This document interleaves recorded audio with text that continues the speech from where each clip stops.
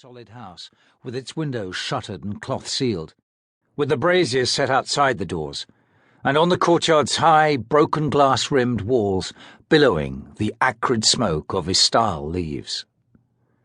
The last day of the season and its thirsting hour had been a time of remote revulsion for her, irritating and inconvenient, but nothing more.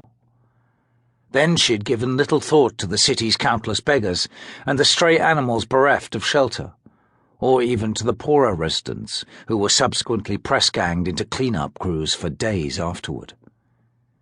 The same city, but a different world. Felicien wondered if the guards would make any move toward the priest as he came closer to the cull's victims. She and the others in the line were the charges of the Empress now, Lacine's responsibility, and the priest's path could be seen as blind and random, the imminent collision one of chance rather than design, although in her bones Felicien knew differently. Would the helmed guard step forward, seek to guide the priest to one side, lead him safely through the round? "I think not," said the man, squatting on her right. His half-closed eyes, buried deep in their sockets, flashed with something that might have been amusement. "Seen you flicking your gaze. Guards to priest, a priest to guards." The big, silent man on her left slowly rose to his feet, pulling the chain with him. Felicien winced as the shackle yanked at her when the man folded his arms across his bare, scarred chest.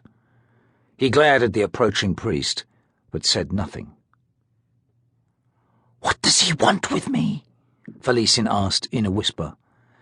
"What have I done to earn a priest of Hood's attention?" The squatting man rocked back on his heels, tilting his face into the late afternoon sun. "Queen of dreams, is this self-centered youth I hear from those full, sweet lips, or just the usual stance of noble blood around which the universe revolves? Answer me, I pray, fickle queen." Felicien scowled. "I felt better when I thought you were asleep, or dead." "Dead men do not squat, lass. They sprawl. Hood's priest comes not for you, but for me." She faced him then, the chain rattling between them. He looked more of a sunken-eyed toad than a man.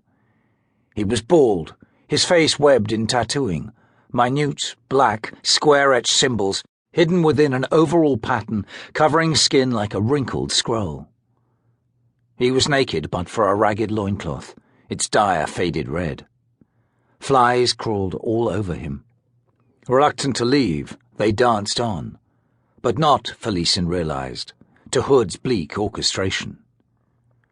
The tattooed pattern covered the man, the boar's face overlying his own, the intricate maze of script-threaded, curled fur winding down his arms, covering his exposed thighs and shins, and the detailed hooves etched into the skin of his feet. Felicien had, until now, been too self-absorbed, too numb with shock, to pay any attention to her companions in the chain line. This man was a priest of Faina, the boar of summer, and the flies seemed to know it, understand it enough to alter their frenzied motion. She watched with morbid fascination as they gathered at the stumps at the ends of the man's wrists, the old scar tissue the only place on him unclaimed by Faina. But the paths the sprites took to those stumps touched not a single tattooed line. The flies danced a dance of avoidance, but for all that, they were eager to dance. The priest of Faina had been ankle-shackled last in the line. Everyone else had the narrow iron bands fastened around their wrists. His feet were wet with blood, and the flies hovered there but did not land. She saw his eyes flick open as the sun's light was suddenly blocked. Hood's priest had arrived. Chain stirred as the man on Felicien's left drew back as far as the links allowed. The war at her back felt hot.